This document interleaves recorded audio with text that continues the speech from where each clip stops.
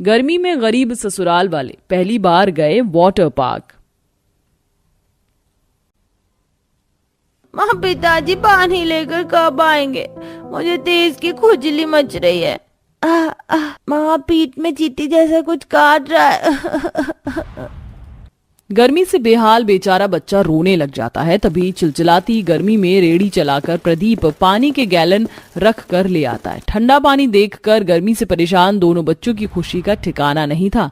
अरे देखो पीहू दीदी, पापा ठंडा ठंडा पानी भरकर ले आए हैं। मैं तो बड़े मजे से नहाऊंगा। हाँ, आज हम बाल्टी भरकर नहाएंगे, कितना मजा आएगा।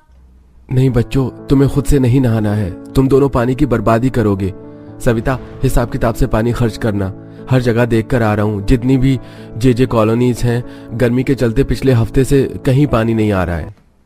अरे हम जैसे गरीब परिवार को तो हर साल गर्मी में पानी की दिक्कत परेशानी झेलनी पड़ती है। मैं तो जाड़े के मौसम से बोलती आ रही हूँ, मोटर का कनेक्शन लगवा ले बेटा।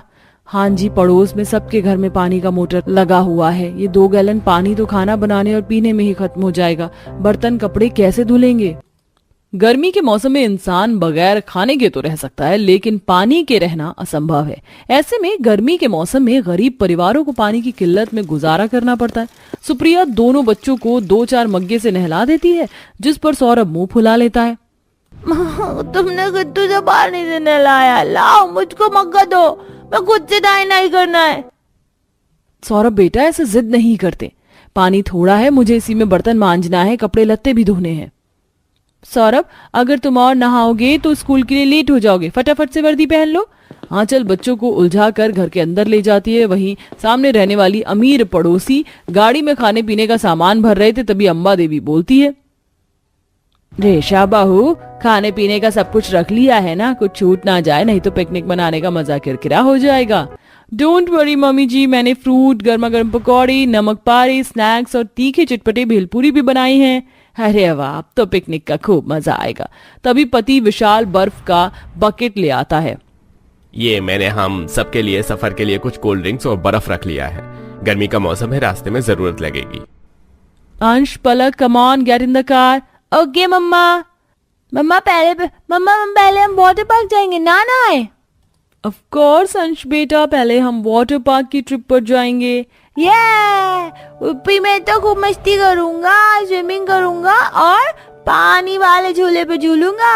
अमीर पड़ोसियों के मुंह से वाटर पार्क की चर्चा सुनकर गरीब परिवार वालों के दिल में उम्मीद सजने लगती है। तभी उनके चले जाने के बाद गरीब ससुर इच्छुक होकर पूछते हैं, अरे यार चल बिटिया, ये वाटर पार्क क्या बला है? कोई नदी है क्या नहाने की? नहीं पिताजी, वाटर पार्क के अंदर बहुत ही सुंदर स्विमिंग पूल बना होता है और तरह तरह के पानी वाले झूले होते हैं। बाकी वहाँ ठंडे ठंडे कोल्ड ड्रिंक, जूस वगैरह भी बिकते हैं। अच्छा, तो फिर हम लोग भी चलते हैं। मगर पिताजी, अंदर जाने का बड़ा महंगा टिकट लगता है, एक आदमी और 700-800। अच्छा, ये तो बड़ा ज्यादा है, रहने देते हैं। ज्यादा खर्चा सोचकर गरीब परिवार वाले दिल की इच्छा को दिल में दबा देते हैं। बेचारे गरीब परिवार वाले इसी तरह कड़ाके की गर्मी में दिन काट रहे थे। फिर एक दिन क्लास के अंदर बच्चे बातचीत कर रहे थे। और प्रिंसी, तुझको पता है इस साल गर्मी की छुट्टियों में मेरी फैमिली मुझे वाटर पार्क ले जा रहे हैं। वहाँ पर बहुत बड़े झूले हैं जिसमें से फव्वारे निकलती हैं और स्विमिंग पूल का पानी बर्फ जितना चिल्ड होता है। तू कहाँ जा रही है? मेरी मम्मी पापा ने गोवा जाने का प्लान बनाया है, हम वहाँ पर बीच पर नहाएंगे। मैं तो खूब सारी फोटो खींच कर लेकर आऊंगी। दोपहर में दोनों बच्चे चिलचिलाती गर्मी में मुंह लटकाकर बस्ता टांगे घर लौटते हैं, जहाँ बूढ़ी कलावती हाथ पंखा डुला रही थी। आ गए मेरे प्यारे पोता पोती, चलो बस्ता रखकर आंचल बुआ से हाथ पैर धुलवा लो। सविता बहू, दोनों को खाना काट दे। नहीं, मुझको नहीं खाना, मुझको भूख नहीं लगी है। क्या बात है बिटिया, ऐसे मुंह क्यों लटका रखा है? गर्मी की छुट्टी नहीं पड़ी क्या? माँ, हमारी क्लास के सारे बच्चे गर्मी में अपनी फैमिली के साथ घूमने फिरने जाते हैं, हमको भी घूमने जाना है। बच्चों की घूमने की इच्छा जताने पर दादा सुरेंद्र उन्हें पुचकारते हैं। बच्चों, तुम तो देख रहे हो कितनी भीषण गर्मी पड़ रही है। ऐसे में घर में ठहरो, ठंडक में घूमने जरूर चलेंगे। हाँ, झूठ झूठ झूठ, आप हर बार हमें दिलासा देते हो दादाजी। कोई हमें घुमाने नहीं लेके जाता, हमें वाटर पार्क जाना है। पलक और अंश भी तो गए हैं। बेटा, वो लोग अमीर हैं और हम गरीब, हम उनकी तुलना नहीं कर सकते। हम लोग कल पब्लिक पार्क चलेंगे, झूला झूल लेना। हटो आप दूर, आप सबके सब गंदे हो। पता नहीं हम ऐसे गरीब परिवार में पैदा क्यों हुए। गरीबी से चिढ़कर सौरभ जैसे ही ये बोलता है, सविता उसे खींचकर चाटा मारती है। खबरदार, जो आज के बाद ये लफ्ज दोबारा निकाला तो।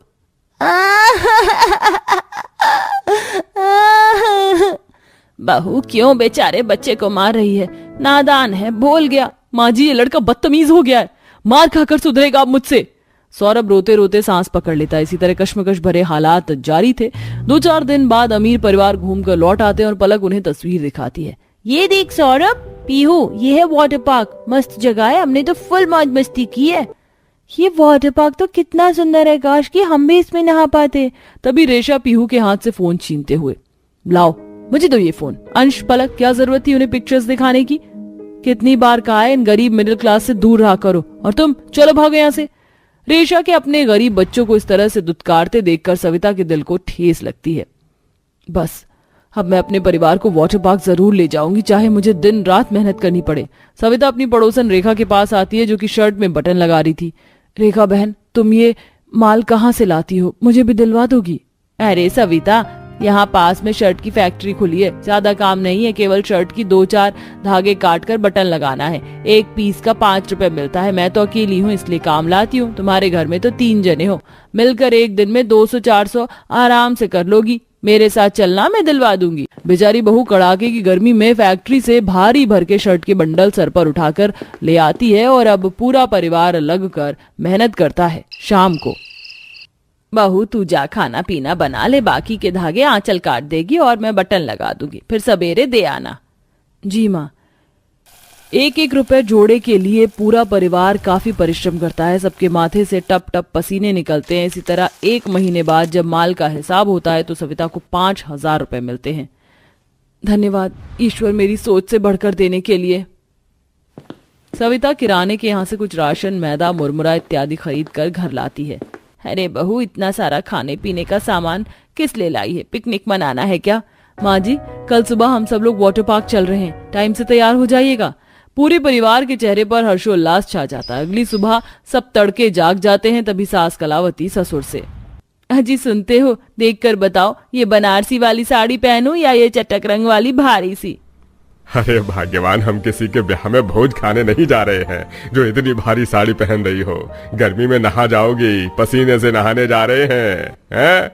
पिताजी सही बोल रहे हैं, आप कोई हल्की सी साड़ी पहन लो माँ, ताकि आप क्लासी दिखोगी, समझी? कुछ देर में पूरा परिवार वाटर पार्क पहुंच जाता है, जहां हर तरफ भीड़ भड़का देखकर प्रदीप कहता है, मुझे तो ऐसा लग रहा है जैसे हम मेले में आ गए हैं। कितना भीड़ भड़का है यहाँ। आला, अपनी तो निकल पड़ी। कितने ऊंचे ऊंचे पानी वाले झूले हैं, मैं तो चला झूलने। अरे आप अंदर ऐसे एंट्री नहीं ले सकते, पहले टिकट खरीद कर लीजिए। प्रदीप पूरे परिवार के लिए टिकट खरीदता है। इसके बाद पूरा परिवार स्विमिंग पूल के ठंडे ठंडे पानी में नहाते हैं, बच्चा झूला झूलते हैं। अजी, तुम 6 महीने के बच्चे की तरह इतना छपाक छपाक क्यों कर रहे हो? दिल तो बच्चा है जी, हाँ थोड़ा कच्चा है जी। चलो ना कलावती, उस झूले पर चलकर झूलते हैं, बड़ा मजा आएगा। हे भगवान, तुमको लाज नहीं लग रही बुढ़ापे में झूला झूलना? उम्र तो देख लो बुढ़ऊ। सास ससुर के बीच खुशियों भरी खट्टी मीठी नोक झोंक देखकर सविता बहुत खुश होती है। इस तरह गरीब परिवार का वाटर पार्क में पहली बार नहाने का ख्वाब पूरा हो जाता है। लुक एट दिस मैडम जी, ये हमारे मॉल का सबसे यूनिकॉर्न डिजाइन का ड्रेस है, बिल्कुल फ्रेश पीस है। यकीन मानिए आप इसको पार्टी में पहनेंगे तो चारों तरफ आपके ही चर्चे होंगे। अरे छा जाएंगी बिल्कुल आप। नहीं भैया, इस ड्रेस का डिजाइन कुछ खास नहीं है और कलर भी डल है। I need to something different. हे भगवान, पता नहीं कैसी औरत से पाला पड़ गया है, इसके तो नखरे ही खत्म नहीं हो रहे। हजारों ड्रेस दिखा दी फिर भी।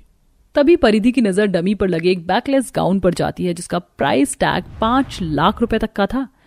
आई लाइक दिस ड्रेस, मुझे ये पसंद है, इसे पैक कर दीजिए। परिधि खुशी खुशी ड्रेस की शॉपिंग करके मॉल से बाहर निकलती है, जहां फुटपाथ पर एक गरीब महिला कतरन के कपड़े खरीद रही थी। देखो बहन जी, अगर आपको खरीदना है तो लास्ट 70 रुपए मीटर पड़ जाएगा ये कपड़ा, इससे कम नहीं होगा। मक्खन के जितना मुलायम कपड़ा है, पूरा बाजार छान मार कर देख लो, ऐसा कपड़ा नहीं मिलेगा। बाकी मर्जी आपकी है। ठीक है भैया जी, ये 5 मीटर कर दीजिए। हाथों में शॉपिंग ड्रेस लिए परिधि घमंड दिखाते हुए उस महिला की खिल्ली उड़ाना चालू कर देती है। हे भगवान, कितनी चीप ले रही है। एक तो ये 3rd क्लास कपड़ा खरीद रही है, उसमें भी मोल भाव कर रही है। अब मुझे नग मोती खरीदना है, फिर मैं अपनी पार्टी ड्रेस बना लूंगी। ये तो मेरी बहन सुप्रिया है, तो ये पार्टी में ये 3rd क्लास कपड़े की बनाई हुई ड्रेस पहनने वाली है। सही है, इसे अपने मजाक उड़ाने का खुद का शौक लग रहा है। पार्टी में इसका तमाशा बनते देखकर मैं चीयर्स करूंगी। क्यों परिधि खुद की सगी बहन को अपमानित होने के बदले खुश है? क्यों एक ने लाखों की ड्रेस खरीदी और दूसरी फुटपाथ से कपड़े खरीद रही थी? आइए देखते हैं।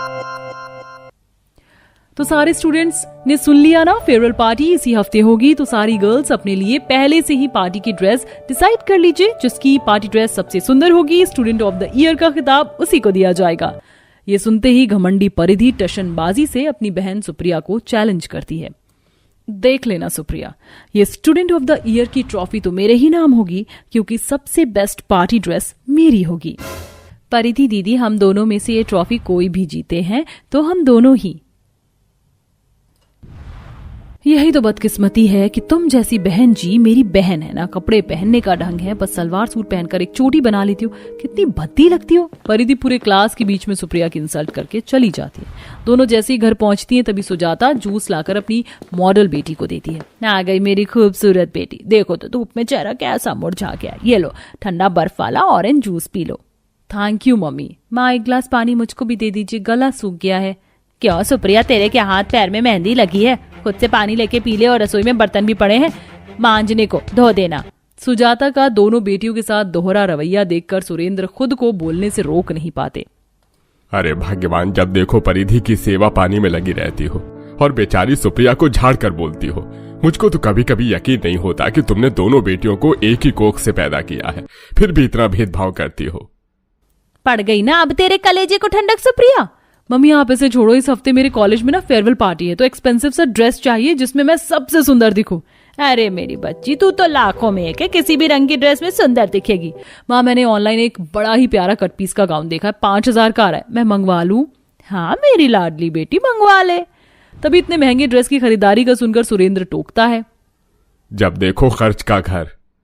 अरे पहले ही तुम्हारी लाडली के पास बथेरे ड्रेस है, पहन लेगी। एक दिन के लिए नई ड्रेस खरीदने में पैसे फूकना जरूरी है, थोड़ी बचत करना सीखो। माँ, देख लो पापा को। देखो रुला दिया ना मेरी फूल सी बच्ची को। अरे थोड़े दिनों में शादी करके पराए घर चली जाएगी। अरे माँ बाप के घर में ही तो बेटी अपनी ख्वाहिश पूरी करती है। खरीद दो एक ड्रेस। ठीक है, खरीद लो भाई। सुप्रिया बिटिया, तू भी अपनी माँ से पैसे ले ले और अपनी मनपसंद की ड्रेस खरीद देना। नहीं पापा, मैं अपने लिए खुद ही अपने हाथों का कुछ सिलकर पहन लूंगी। हाँ हाँ, हर बार की तरह इस बार भी उस 3rd क्लास कतरन मार्केट से चीप कपड़े खरीद के बना लेना कोई ड्रेस। घमंड में चूर परिधि हमेशा ही सुप्रिया की हंसी उड़ाती थी। सुप्रिया के हाथों में सिलाई कढ़ाई बुनाई का हुनर कूट कूट कर भरा था। वो एक से एक कपड़े सिलकर पहनती थी। इस बार भी वो अपने हाथों से घेरे वाला गाउन सिलकर पहनती है। सबसे सुंदर पार्टी ड्रेस हमारे कॉलेज की सबसे होनहार स्टूडेंट सुप्रिया की थी, इसीलिए यह खिताब उसे जाता है। Thank you so much miss, आपने मुझे इस काबिल समझा। अपनी बहन के खिताब जीतने से परिधि जलकर खाक हो जाती है। हाँ, डैम, इस बार भी मैं बहन जी से फेल हो गई। मेरी महंगी पार्टी ड्रेस फीकी पड़ गई। इसी तरह गुजरते समय के साथ सुजाता की दोनों बेटियों की शादी तय हो जाती है। सुजाता दोनों को जोड़ा दिलवाने एक दुकान में लाती है। ये देखिए बहन जी, ये जोड़ा 10,000 का पड़ेगा। देख परिधि बिटिया, ये गुलाबी रंग तेरे गोरे रंग पर खूब खिलेगा और दाम भी ठीक लग रहा है। तभी दुकानदार के आगे परिधि माँ को झाड़ देती है। माँ, मैं इस डाउनटाउन मार्केट दुकान में से लहंगा नहीं लूंगी। अरे वो देखो, सामने ब्राइडल लहंगे का शोरूम है, वहां चलते हैं। मगर परिधि बेटी, वहां तो लाख रुपए से नीचे का लहंगा नहीं मिलेगा। माँ, मेरी अमीर सास ने मुझे 2 लाख रुपए भेजे लहंगा लेने के लिए, मुझे खाली चलना है। अपनी अमीर बेटी का बोलचाल का बदलाव देखकर सुजाता की शक्ल उतर जाती है। परिधि अपनी पसंद से 1 लाख रुपए का लहंगा लेती है। सुप्रिया, तू भी अपने लिए कोई सस्ता सा लहंगा देख ले दुकान में चलकर। नहीं माँ, पहले ही शादी में कितने खर्चे होने हैं, आप मुझे 1000-2000 रुपए दे दो, मैं लहंगा खुद तैयार कर लूंगी। सुप्रिया का दुख समझते देखकर सुजाता के दिल से खटास कम होने लगती है। कुछ दिनों में दोनों बेटियां विदा होकर ससुराल आ जाती हैं कि अगले दिन। आधा दिन गुजर गया, देखो परिधि पगफेरे के लिए नहीं आई, फोन मिलाती हूँ। सुजाता अपनी अमीर बेटी को वीडियो कॉल मिलाती है। परिधि बेटी, तू पगफेरा डालने कब तक आ रही है? तेरी साड़ी और श्रृंगार का सामान डालकर मैंने रखा हुआ है। हद है माँ, मैं मुंह दिखाई में बैठी थी। देखो मेरी सास ने मुझे 2.5 लाख की मुंह दिखाई की ड्रेस दी है, अब मैं एक सस्ती सी साड़ी लेने किस लिए आऊं? अरे परिधि बहू, चलो सोसाइटी की औरतें बैठी हुई हैं। जी मम्मी जी आई। माँ प्लीज दोबारा फोन मत करना। देख लिया सुजाता, शादी को एक दिन नहीं गुजरा और तुम्हारी अमीर बेटी के लक्षण कितने ज्यादा बदल गए। अजी ऐसा कुछ नहीं है, मेरी बेटी मुझको प्यार करती है।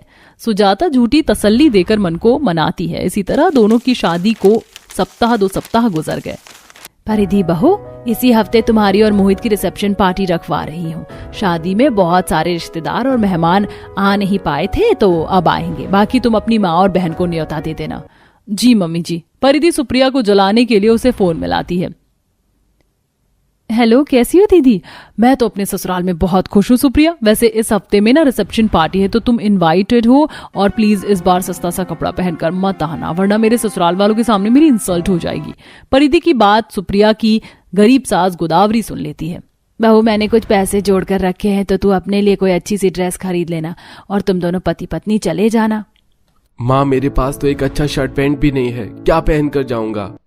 अखिलेश जी आप चिंता मत कीजिए, मैं अपने ड्रेस के साथ अपने दोनों के लिए कपड़े बनाऊंगी। सुप्रिया पैसे कम होने के चलते उसे हिसाब से खर्चा करती है, वहीं अमीर बहन लाखों का ड्रेस खरीदती है। इसी प्रकार पार्टी वाला दिन आ जाता है। अरे सुरेंद्र जी, जल्दी से आ जाइए वरना पार्टी खत्म हो जाएगी। अरे भाग्यवान, तुमने ये कैसी ड्रेस पहनी है? लग रही हूँ ना मैं जवान? अरे अपनी अमीर बेटी की पार्टी में जा रही हूँ, वहां सबने ऐसी ड्रेस पहनी होगी, तो अब चलिए भी। थोड़ी देर में सुजाता सुरेंद्र परिधि की पार्टी में पहुंचते हैं। शारदा बहन, तुम्हारी बहू की ड्रेस ने तो पूरी पार्टी में चकाचौंध कर दी। हाँ सच में Paridhi darling, you are looking so gorgeous and sexy. Thank you darling. Kamini aunty ji. तभी दोनों बूढ़ी सुजाता को बैकलेस गाउन में देखकर हंसने लगती है। Oh my God, looking at this lady, बूढ़ी घोड़ी लाल लगाम। परिधि बेटी, देख लग रही हूँ ना मैं तेरी मॉडर्न माँ। परिधि गुस्से में अपनी माँ को साइड में ले जाकर खूब भला बुरा सुनाती है। माँ तुम क्या शर्म धोकर पी गई हो? क्या पहना है? इंसल्ट करवा दी। क्या अच्छा नहीं लग रहा है बिटिया? मैं तेरे और दामाद जी के लिए कपड़ा लाई हूँ। उफ माँ, अब मैं इस तरह के कपड़े नहीं पहनती, मेरा टेस्ट बदल गया है। बट कोई नहीं, ये मैं अपने नौकर चाकर को दे दूंगी। एक्सक्यूज मी माँ। परिधि अपनी माँ को भरी महफिल में अकेला छोड़कर चली जाती है। तभी सुप्रिया अपने सास पति के साथ बहुत ही सुंदर ड्रेस पहन कर आती है, जिससे सब लोग उसे देखने लगते हैं। अरे वाह, ये ड्रेस कितनी अच्छी लग रही है ना, लगता है किसी बड़े डिजाइनर से ड्रेस डिजाइन करवाया। मेरी तो नजर ही नहीं हट रही। लोगों की तारीफ को अनदेखा करके सुप्रिया अपने माँ के पैर छूती है। प्रणाम माँ, पिताजी कैसे हैं आप? अपनी गरीब बेटी से इतना आदर सम्मान पाकर सुजाता भरी महफिल में फूट फूट कर रोने लगती है। मैंने हमेशा तुझे परिधि से कम तौला, फिर भी तूने मेरा दर्जा कम नहीं किया। बेटी मैं ही अंधी थी जो दूसरी बेटी के मुंह में तेरा प्रेम देख नहीं पाई। अपने दुर्व्यवहार के चलते परिधि पार्टी में काफी ज्यादा शर्मिंदा होती है, और वहीं अपनी खूबसूरत ड्रेस के चलते सुप्रिया को हाई क्लास औरतें गाउन का ऑर्डर देती हैं, जिससे अब उसकी सिलाई का हुनर उसे सफलता दिलवाता है।